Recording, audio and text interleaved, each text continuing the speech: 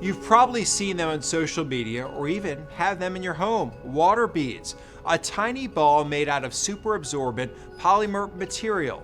The Consumer Product Safety Commission says they're often sold as toys and craft kits or used as sensory tools for children with developmental disabilities. But when exposed to water, the tiny balls, which start as small as a pinhead, can grow 100 times their original size. And that can pose as a dangerous, even deadly threat to young kids. A mother in Phoenix nearly lost her 9-month-old because he swallowed the toy. Reporter Susan Campbell explains why it took days to figure out what was actually going on inside the young boy.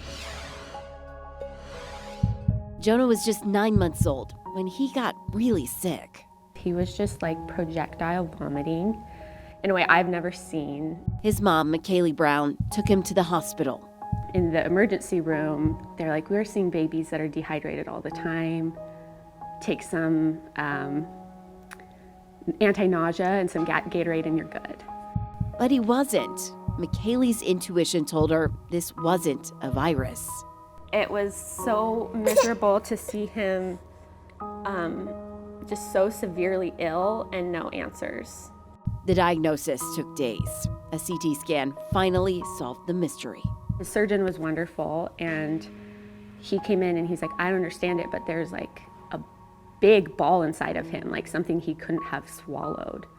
And then it clicked that like we had water beads in our home. Water beads like this. They're really tiny, but grow when they're in water. McKaylee had purchased the toy for her older child. We played with them in our house one time, and they spilt, and we cleaned them all out, so we thought, and I think one just must have been stuck in like a carpet fiber that he found. That single water bead ballooned inside Jonah's intestine. He was rushed into surgery to have it removed. Kids have died because of these. The Consumer Product Safety Commission says there were an estimated 7,800 visits to the ER because of water bead injuries between 2016 and 2022.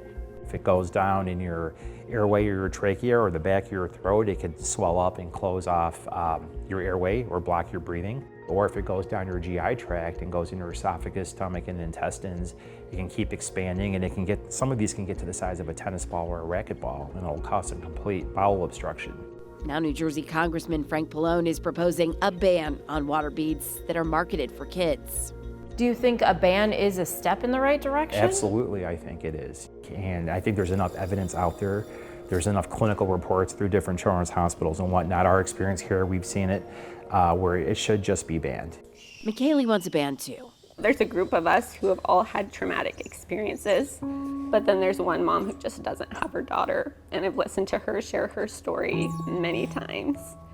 And we're so lucky we're not in that situation, but it just doesn't feel fair that she's not here too. In 2023, the CPSC issued a safety alert urging parents and caregivers to remove the product from any environment with children under the age of 3. They also suggest daycare, schools, and camps avoid water beads entirely. If you have a dangerous experience with water beads, you can report it at saferproducts.gov. In December 2023, Amazon, Target, and Walmart voluntarily stopped selling their water beads following those calls for a ban on the popular toy. There have also been recalls for some water bead products, but you can still find dozens of different options to buy online. In fact, our investigations have found recalled or banned products have a way of making it into your home despite specific laws that have been put into place because people have been seriously hurt or killed. Federal agents say imports and third-party sellers play a role. We've seen things online by a seller that we know have killed a child before. We have flagged it for the platform, and then a week later we see the same listing under a slightly different name on the platform. And again, we tell the platform that they take it down, but that game of whack-a-mole has to stop. There is a small agency in charge of stopping these products before they reach you. We have a behind-the-scenes look at how they do it, plus ways you can check to see if any products in your home are under a recall.